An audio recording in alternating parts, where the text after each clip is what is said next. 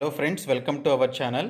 Friends, Telangana స్టేట్‌లో మనకి ఈరోజు గురుకులాలకి సంబంధించి ఏకలవ్య గురుకులాల్లో కొన్ని ఉద్యోగాలైతే విడుదల కావడం జరిగింది. మొత్తం ఉన్నటువంటి 16 ఇన్‌స్టిట్యూషన్స్‌లో 160 పోస్టులైతే విడుదల చేశారు. అయితే ఈ నోటిఫికేషన్‌కి సంబంధించిన వీడియో చేసిన తర్వాత చాలామంది ఆ వీడియో క్రింద అడుగుతున్నటువంటి డౌట్స్ ఏంటంటే, క్వాలిఫికేషన్స్‌కి సంబంధించి చాలామంది వారి యొక్క డౌట్స్‌ని రైజ్ చేశారు. అందులో ముఖ్యంగా నేను ఇంటర్మీడియేట్ పాస్ అయ్యాను. ఇంటర్ బేస్ మీద ఏమైనా జాబ్స్ ఉన్నాయా? వాటికి నేను అప్లై చేసుకోవచ్చా? అని చెప్పేసి అడగడం జరిగింది. అలాగే నేను బీకామ్ చేశాను. బీకామ్ చేసిన వాళ్ళు ఎలిజిబుల్లా అని చెప్పేసి అడిగారు. అలాగే బీటెక్ చేశాను. బీటెక్ చేసిన వాళ్ళు ఈ జాబ్స్‌కి అప్లై చేసుకోవచ్చా? అని చెప్పేసి అడగడం జరిగింది.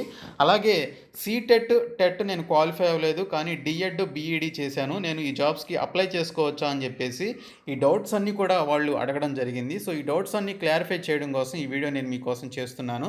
ఈ జాబ్స్‌కి ఎవరు అర్హులు? ఎవరు ఈ జాబ్స్‌కి అప్లై చేసుకోవచ్చు అనేది నేను మీకోసం ఈ వీడియోలో క్లియర్గా చెప్పడం జరుగుతుంది. ఇది మీకు యూజ్ అయ్యేటువంటి వీడియో కాబట్టి స్కిప్ చేయకుండా చివరి వరకు చూడండి. నోటిఫికేషన్లో మెన్షన్ చేసినటువంటి ఎలిజిబిలిటీ క్రైటీరియా ఏ విధంగా ఉంది, ఎవరు అర్హులు అనేది ఈ వీడియోలో క్లియర్గా చెప్తాను. సో స్కిప్ చేయకుండా చివరి వరకు చూడండి.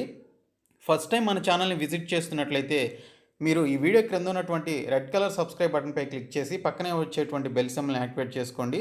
అలాగే వీడియో క్రింద ఉన్నటువంటి లైక్ బటన్పై క్లిక్ చేసి ఈ వీడియోని మీ ఫ్రెండ్స్కి షేర్ చేయండి.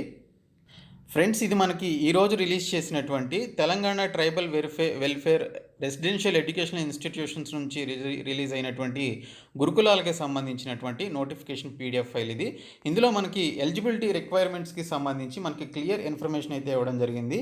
ఇది చాలామంది చదవకుండా చాలామంది కింద డౌట్స్ అయితే రైజ్ చేస్తున్నారు. అయినప్పటికీ కూడా నేను మీకోసం ఈ వీడియో చేస్తున్నాను.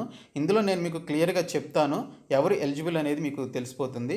సో ఫస్ట్ పాయింట్ చూసుకున్నట్లయితే 4 years integrated degree course of A regional college of education of NCERT in concern subject with at least 50% marks in aggregate అని చెప్పేసి ఇచ్చారు. సో రీజనల్ కాలేజెస్ అంటే మన లోకల్ కాలేజెస్, మన ఆంధ్రాలో కానీ తెలంగాణలో కానీ ఎవరైతే రీజనల్ కాలేజెస్లో ఇంటిగ్రేటెడ్ 4 years ఇంటిగ్రేటెడ్ డిగ్రీ ఎవరైతే ఎన్సీఆర్టీకి సంబంధించినటువంటి 4 years ఇంటిగ్రేటెడ్ డిగ్రీ 50% ఆఫ్ మార్క్స్తో ఎవరైతే కంప్లీట్ చేశారో వారు దీనికి ఎలిజిబుల్. ఓకే, ఇది ఒక్కటి ఉన్నా కూడా మీరు అప్లై చేసుకోవచ్చు. ఒకవేళ ఇది లేదనుకుందాము, ఇక్కడ ఆర్ అని చెప్పేసి ఇక్కడ మెన్షన్ చేశారు.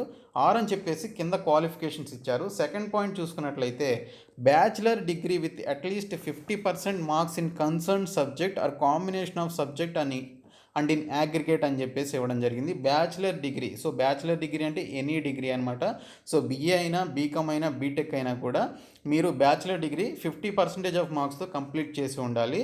సో అయితే ఇందులో ట్విస్ట్ ఏంటంటే మనకి ఇచ్చినటువంటి పోస్టుల్లో తెలుగుకు సంబంధించినటువంటి సబ్జెక్ట్కి సంబంధించిన పోస్ట్ ఉంది, హిందీకి సంబంధించి ఉంది, ఇంగ్లీష్ ఉంది, సోషల్ స్టడీస్ ఉంది, మ్యాథ్స్ ఉంది, సైన్స్ ఉంది.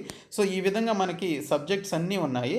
అయితే మీరు డిగ్రీ కంప్లీట్ చేశారు, బాగానే ఉంది. అయితే మీరు కంప్లీట్ చేసినటువంటి డిగ్రీలో మీరు కనుక తెలుగు సబ్జెక్ట్కి కనుక మీరు అప్లై చేసుకుంటే ఈ జాబ్కి, ఈ తెలుగు అనేది మీరు కంప్లీట్ చేసినటువంటి డిగ్రీలో 3 సంవత్సరాలు థర్డ్ లాంగ్వేజ్ కింద ఉండాలి అని చెప్పేసి మెన్షన్ చేశారు. Third language as a subject in all the 3 years అని చెప్పేసి మెన్షన్ చేయడం జరిగింది. సో బ్యాచిలర్స్ డిగ్రీ మీరు చేసినటువంటి బ్యాచిలర్స్ డిగ్రీ 3 years అయినా 4 years అయినా కూడా మీరు చదివినటువంటి డిగ్రీలో మీకు థర్డ్ లాంగ్వేజ్ కింద తెలుగు అనే సబ్జెక్ట్ కంపల్సరీగా 3 years ఉండాలి లేదా 4 years ఉండాలి అని చెప్పేసి ఇక్కడ మెన్షన్ చేయడం జరిగింది.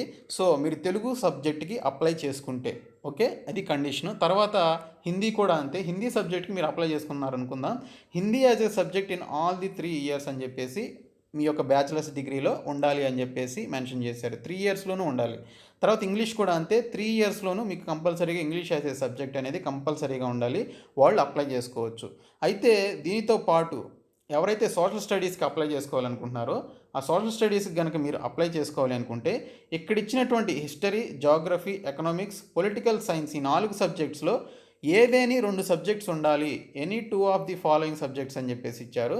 సో అందులో మీరు సెలెక్ట్ చేసుకున్నటువంటి 2 సబ్జెక్ట్స్లో ఖచ్చితంగా ఒక సబ్జెక్ట్ హిస్టరీ కానీ లేదా జాగ్రఫీ కానీ ఉండాలి. ఓకే, మీరు సెలెక్ట్ చేసుకున్నటువంటి 2 సబ్జెక్ట్స్లో ఒకటి హిస్టరీ అయినా ఉండాలి లేదా జాగ్రఫీ ఉండాలి. సెకండ్ సబ్జెక్ట్ ఏదైనా ఉండొచ్చు, పొలిటికల్ సైన్స్ అయినా అయి ఉండొచ్చు, ఎకనామిక్స్ అయినా అయి ఉండొచ్చు. సో ఈ విధంగా కండిషన్ అనేది పెట్టడం జరిగింది.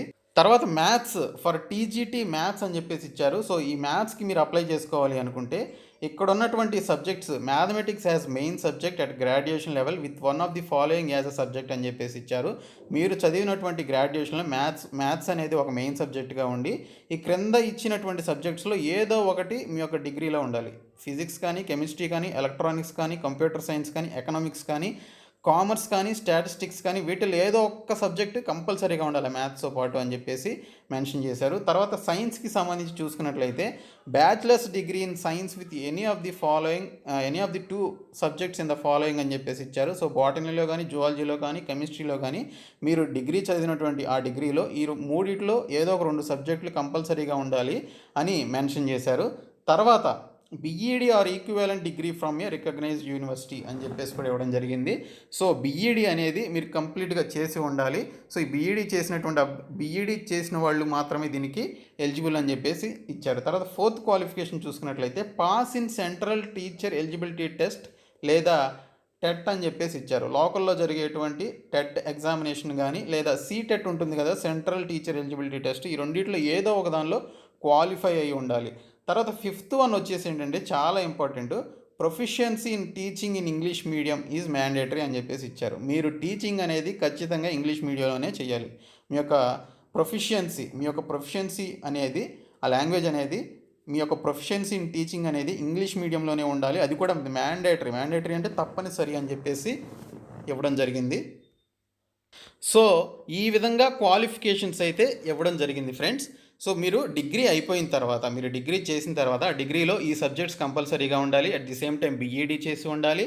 అలాగే టెట్ కూడా క్వాలిఫై అయి ఉండాలి. ఓకే, అది సీటెట్ అయినా టెట్ అయినా క్వాలిఫై అయి ఉండాలి అని చెప్పేసి ఇక్కడ మీకు క్లియర్గా మెన్షన్ చేశారు. తర్వాత డిజైరబుల్ అంటే మీకు ఈ క్వాలిఫికేషన్ ఉంటే మీకు ప్రిఫరెన్స్ ఇస్తారు, లేకపోయినా కూడా అప్లై చేసుకోవచ్చు.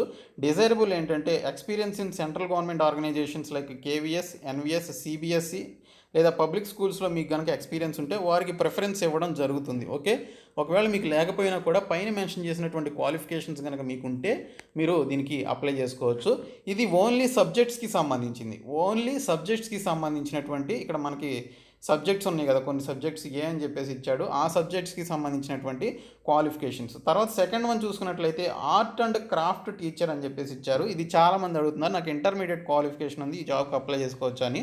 సో ఇక్కడ మనకి మెన్షన్ చేసింది ఏంటంటే bachelor in fine art or higher secondary అని చెప్పేసి ఇచ్చారు. Bachelor in fine art or higher సెకండరీలో చేసి ఉండాలి, లేదా ఇంటర్మీడియట్ చేసి ఉండాలి బ్యాచిలర్స్ ఇన్ ఫైన్ ఆర్ట్లో, లేదా senior school certificate examination with minimum 5 years చేసి, అది కూడా దేనిలో చేయాలి, మీరు ఫైన్ ఆర్ట్లో కానీ, పెయింటింగ్లో కానీ, డ్రాయింగ్లో కానీ and painting from a recognised university అని చెప్పేసి ఈ విధంగా ఇవ్వడం జరిగింది. దీనికి కంప్లీట్గా ఇంటర్మీడియట్ చదివితే అప్లై చేసుకోవడం కాదు, కానీ ఆ పర్టికులర్ ఆర్ట్ అండ్ క్రాఫ్ట్లో కూడా మీకు ఆ పర్టికులర్ కోర్స్ అనేది మీరు చేసి ఉండాలి అని చెప్పేసి మెన్షన్ చేశారు. తర్వాత మ్యూజిక్ టీచర్కి సంబంధించి senior secondary school certificate with 50% of marks, senior secondary అన్నా ఇంటర్మీడియట్ అన్నా రెండు ఒకటే. ఓకే, ఆర్ ఇట్స్ ఈక్వివాలెంట్ అని చెప్పేసి ఇచ్చారు. అండ్ అని చెప్పేసి మెన్షన్ చేశారు ఇక్కడ చూడండి.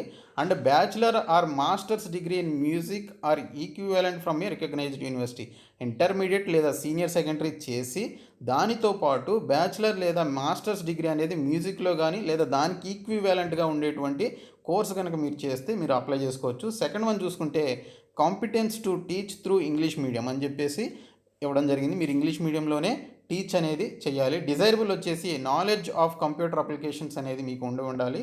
అంటే డిజైరబుల్ అంటే వాళ్ళకి ప్రిఫరెన్స్ అనేది ఇవ్వడం జరుగుతుంది. తర్వాత 3 years of experience as a music టీచర్గా ఉన్న వాళ్ళైతే వాళ్ళకి ఈజీగా జాబ్ అయితే వచ్చే అవకాశం ఉంది. తర్వాత టెక్నికల్ అసిస్టెంట్కి సంబంధించి bachelors degree in information technology or BCA from a recognised university అని చెప్పేసి క్లియర్గా ఇచ్చారు. సో బ్యాచిలర్స్ డిగ్రీ అనేది మీరు ఇన్ఫర్మేషన్ టెక్నాలజీలో చేసి ఉండాలి విత్ 60% ఆఫ్ మార్క్స్, ఎక్స్పీరియన్స్ కూడా ఉండాలి అని చెప్పేసి కూడా ఇక్కడ మెన్షన్ చేశారు. లేదా అని చెప్పేసి first class diploma in 3 full time in computer science or IT or ఎలక్ట్రానిక్స్లో చేసి ఉంటే, డిప్లొమా చేసి ఉన్నా కూడా దీనికి అప్లై చేసుకోవచ్చు. ఎక్స్పీరియన్స్ అనేది అడగడం జరిగింది. పోస్ట్ క్వాలిఫికేషన్ కానీ 2 years of relevant experience on government or PSUs or autonomous బాడీస్లో కానీ మీకు కనుక ఎక్స్పీరియన్స్ ఉంటే అప్లై చేసుకోవచ్చు, డిప్లొమా చేసిన వాళ్ళు. ఓకే, దేనికి టెక్నికల్ అసిస్టెంట్ జాబ్కి. తర్వాత లైబ్రేరియన్కి ఖచ్చితంగా మనకి ఇక్కడ degree from a recognised university కలిగి ఉండాలి.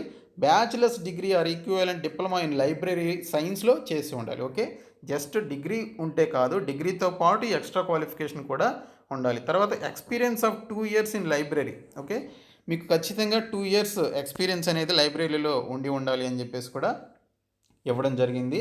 ఇది ఫ్రెండ్స్ క్వాలిఫికేషన్స్కి సంబంధించినటువంటి కంప్లీట్ ఇన్ఫర్మేషన్. దీని ద్వారా మీకు ఒక క్లారిటీ అయితే వచ్చింది అనుకుంటున్నాను. మీరు ఇంటర్మీడియట్ చేస్తే జస్ట్ ఇంటర్మీడియట్ చేసాను కాబట్టి అప్లై చేస్తాను అంటే కుదరదు.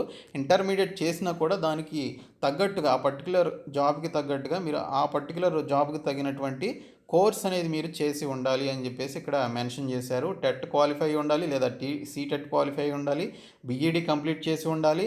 మీరు చదివినటువంటి డిగ్రీలో కంపల్సరీగా ఈ సబ్జెక్ట్స్ అనేవి 3 years కానీ, లేదా వాళ్ళు ఇక్కడ ఏదైతే మెన్షన్ చేశారో ఆ విధంగా కంపల్సరీగా ఉండాలి. ఉంటేనే మీరు ఎలిజిబుల్ అని చెప్పేసి మెన్షన్ చేశారు. సో చాలా మనకి ఇక్కడ కండిషన్స్ అయితే పెట్టడం జరిగింది. అయితే దీనికి ఎగ్జామినేషన్ ఉంటుందా అంటే ఉంటుందా లేదా అనేది మనం చెప్పలేము. నోటిఫికేషన్లో మెన్షన్ చేయలేదు ఎగ్జామ్ ఉంటుందా లేదా, ఏ విధంగా రిక్రూట్ చేస్తారనేది మెన్షన్ చేయలేదు. సో విల్ బీ మెన్షన్ అని చెప్పేసి మనకి అక్కడ వెబ్సైట్లో అయితే మెన్షన్ చేయడం జరిగింది. ఎగ్జామ్ డేట్కి సంబంధించింది ఉంటుందా లేదా అనేది మనకైతే తెలియదు. బట్ ప్రస్తుతానికైతే ఈ విధంగా నోటిఫికేషన్ అయితే రావడం జరిగింది. సో ఏ విధంగా అప్లై చేయాలనేది స్టెప్ బై స్టెప్ ప్రాసెస్కి సంబంధించి బ్రీఫ్గా ఎక్స్ప్లెయిన్ చేస్తూ ఒక వీడియో కూడా చేస్తాను, చూడండి. ఈ వీడియోని వీలైతే మీ ఫ్రెండ్స్కి షేర్ చేయండి, మన ఛానల్ సబ్స్క్రైబ్ చేయండి. Thank you so much guys.